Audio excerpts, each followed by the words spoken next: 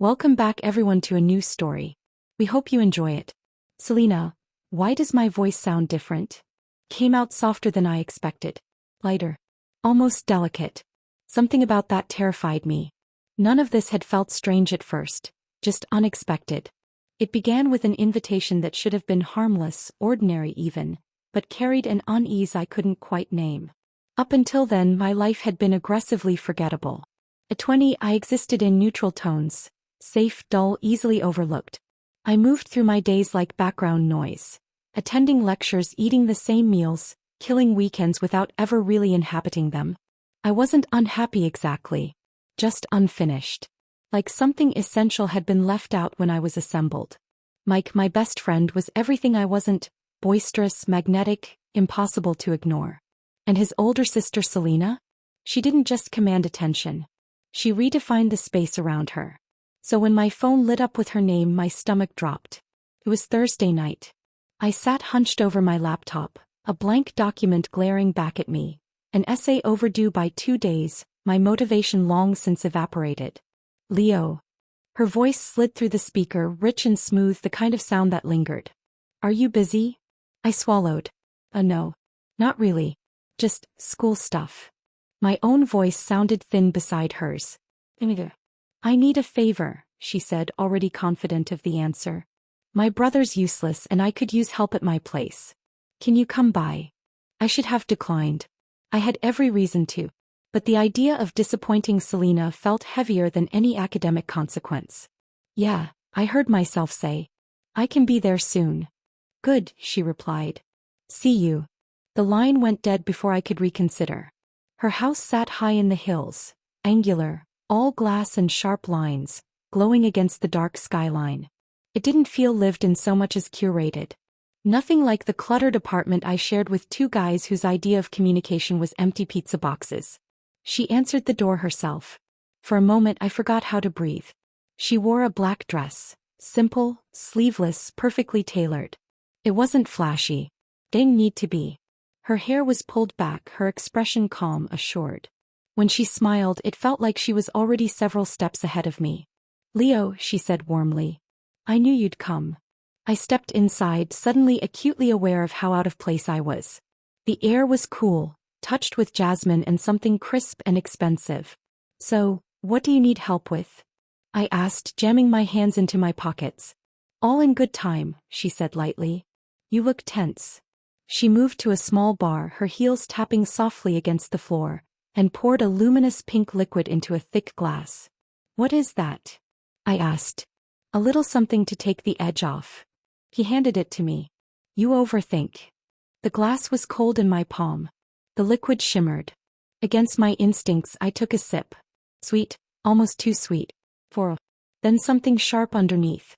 Ugh. Made my tongue tingle. Selena watched me expectant. I finished it. The sensation came on fast, not drunkenness, not quite. My body felt lighter, my thoughts slower, as if everything had been padded. The room softened at the edges. The city lights beyond the window smeared into color. Better? She asked. I nodded. Yeah. I think so. She took the glass and guided me gently by the arm. Her grip was steady, grounding. This way.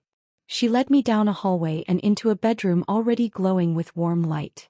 The scent of jasmine was stronger here, almost suffocating. Then I saw the bed. Arranged neatly atop white sheets lay a silk dress in pale pink, its fabric catching the light like water. Beside it, impossibly sheer stockings. At the foot of the bed, a pair of silver heels. Sharp, elegant, intimidating. My fogged mind snapped into focus.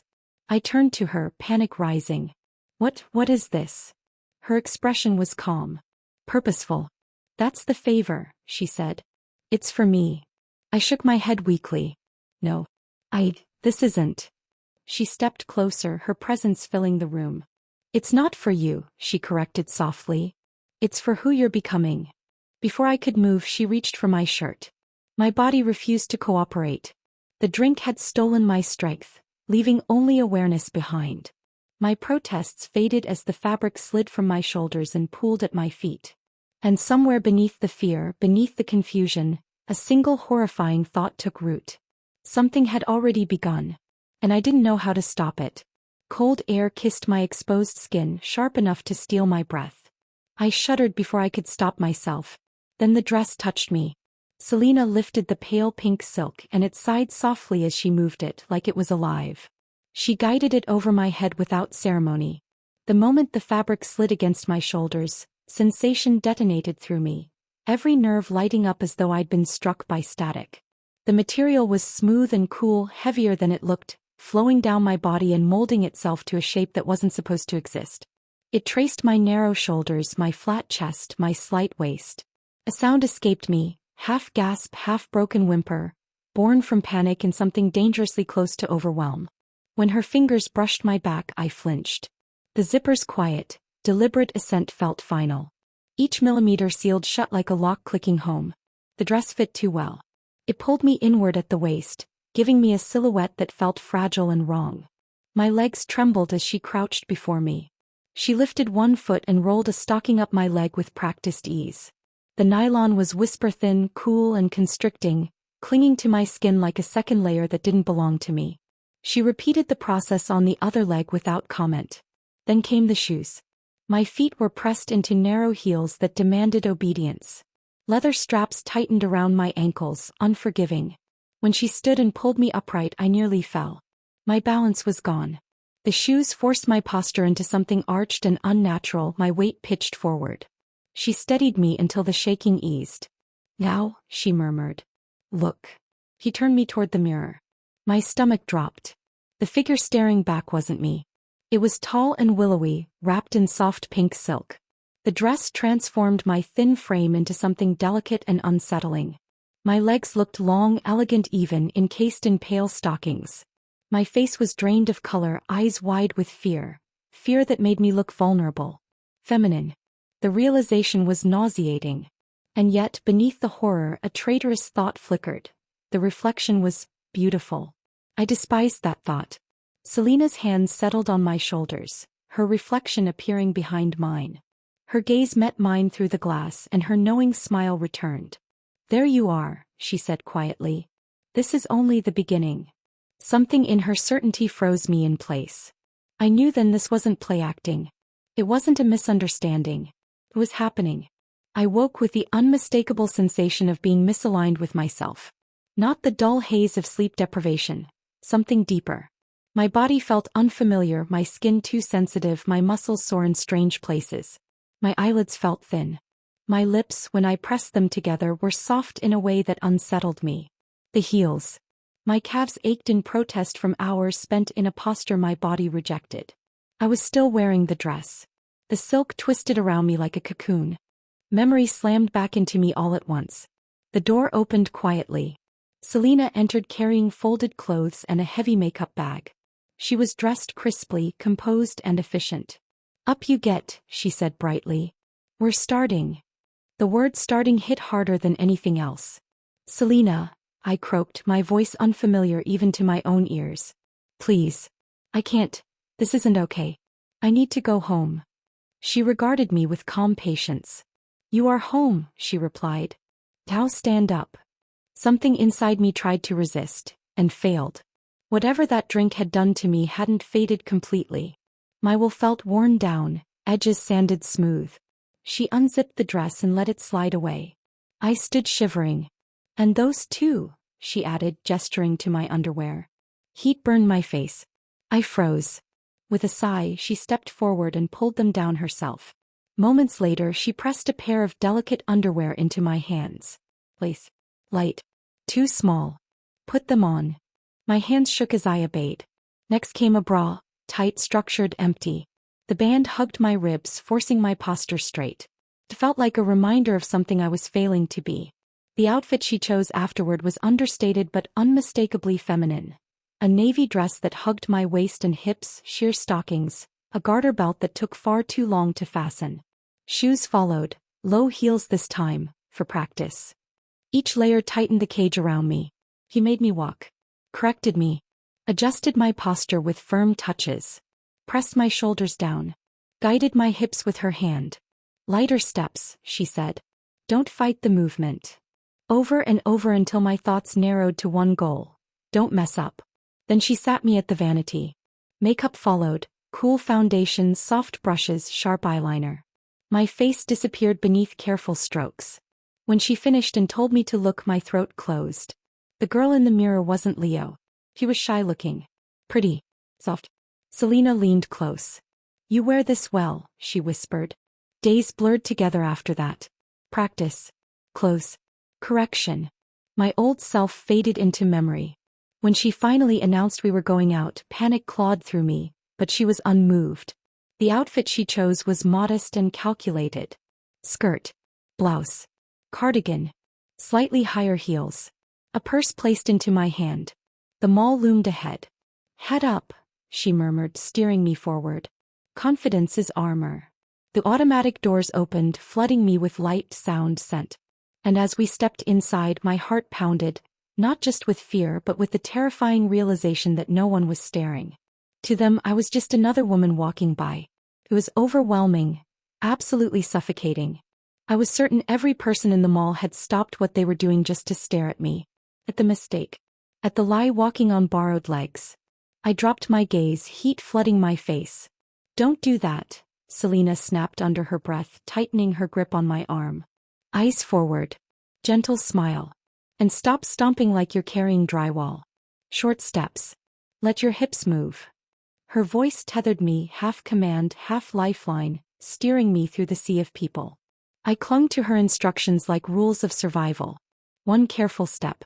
Then another. We passed clusters of laughing teenagers, parents navigating strollers, men in tailored suits checking their phones. No one stopped. No one whispered. A few glances brushed over me, quick, uninterested, forgettable. They didn't see a boy pretending. They saw a woman. The realization hit harder than panic ever had. Relief rushed in first, dizzying and electric. Then something deeper, unsettling. My sense of reality wobbled. Our first destination was a boutique so refined it felt hostile. Soft lighting. Immaculate racks. Prices that made my stomach tighten. A sales associate approached us, polished and smiling. Good afternoon, ladies, she said brightly. The word echoed in my head. Selena didn't miss a beat. My friend is looking for a dress. Something special. The associate turned to me expectantly. Any colors you're drawn to? I tried to answer. Nothing came out. She's shy, Selena said smoothly, leaning closer. Then under her breath, higher. Softer. I swallowed. Blue, I managed, my voice barely there. Perfect choice, the woman replied warmly. It'll complement your complexion beautifully. In the dressing room, tangled in fabric and nerves, I caught sight of myself in the angled mirrors. The girl staring back still looked anxious, but not terrified anymore. The effortless acceptance from strangers had dulled the sharpest edge of fear. Later we sat at a cafe, steam curling from our cups. I concentrated on posture, on keeping my movements contained and deliberate. Every second felt like a performance with no intermission. Then the barista returned. He was about my age, friendly, relaxed. He set the drinks down and smiled at me. Not confused. Not suspicious. By the way, he said casually, that blouse looks great on you. The world stalled. My hand jerked, nearly spilling the lot. Heat surged up my neck, my face burning so fiercely it felt visible. Selena's hand closed over mine, steady and deliberate. She leaned in, smiling. Told you, she murmured. They see exactly what I told you they would. Something inside me shifted. The shame didn't disappear, but it tangled with something new. Something dangerous. Confidence. As we walked back to the car, my steps felt steadier. My back straighter. That night, Selena told me we were having company. A friend, she said lightly. I want you to meet him. Panic bloomed anew. The mall had been anonymous. This was intimate. She dressed me carefully. A black dress, elegant and understated, stockings like smoke against my skin, heels that demanded focus just to stand upright. My makeup was sharper tonight. Dark eyes, bold lips. Then she said it. Your name is Leia. The sound lingered. Soft. Final. Why? I whispered. Because Leo doesn't fit anymore. The doorbell rang. When Jason stepped inside, everything else dissolved. He was confident without trying. Warm. Effortless. And when he smiled at me, the fear vanished. He saw Leia. The dinner unfolded like a script I somehow knew by heart. I laughed. I answered questions. I moved the way Selena had taught me. And when Jason took my hand at the door and said he wanted to see me again, something terrifying settled into place. For the first time, this wasn't just something being done to me. It was something I was becoming. The days that followed erased the rest of Leo piece by piece. Hair cut and shaped into something soft and deliberate. Nails polished into delicate curves. Lessons layered atop lessons. How to move, how to smile, how to exist. Photos documented the change. Proof. I stopped stumbling in heels. The bra became familiar. The perfume smelled like me. I began dreaming as Leia. And one night, standing alone in the bathroom under unforgiving light, staring at a reflection that no longer felt borrowed, I realized the line had moved again. I wasn't just afraid of losing myself. I was afraid I already had. I searched for Leo like someone looking for a reflection that had been wiped away. I studied the angles of my face, the familiar landmarks I'd known all my life. The eyes, the nose, the jaw, but nothing answered back. What stared at me from the mirror wasn't him. It was someone carefully shaped, curated. Skin smoothed by routines I hadn't chosen. Expressions softened by weeks of rehearsal. Even the faint curve of a practiced smile lingered at the corners of my mouth, uninvited. The boy I had been didn't live here anymore. The realization struck with brutal force. Panic crashed through me, sharp and disorienting, like the floor had vanished beneath my feet. I wasn't pretending anymore. I wasn't hiding inside a disguise. I was empty, suspended between who I had been and someone I didn't fully understand yet. My breathing came apart in short, uneven bursts. I clutched the sink as if it were the only solid thing left in the world. Who am I? I whispered to the mirror, my voice fracturing. What's left of me? The tears came without warning, hot and unstoppable. I cried the way you do when something precious has been lost forever. Not loudly, not neatly, but with a raw, helpless sound that scraped its way out of my chest. The bathroom door opened softly. Selena stepped in and stopped behind me. I saw her appear beside me in the mirror, composed, certain, untouched by the chaos unraveling in my reflection. She didn't speak at first. She simply placed her arms around me and drew me back against her. It wasn't comfort. It was claim. Hush, she murmured, smooth and steady. You're not disappearing. You're letting go of what never served you. The smallness. The way the world passed you by. This is growth, Leia. This is clarity. Her words slid into me like anesthetic, gentle, soothing, poisonous. She wasn't easing my grief. She was rewriting it, turning erasure into purpose. I didn't have the strength to argue. I leaned into her, exhausted, hollowed out. My crying slowed to quiet, broken breaths. Then the silence cracked. A soft vibration from the bedroom. My phone. The new phone. The one with a name that wasn't.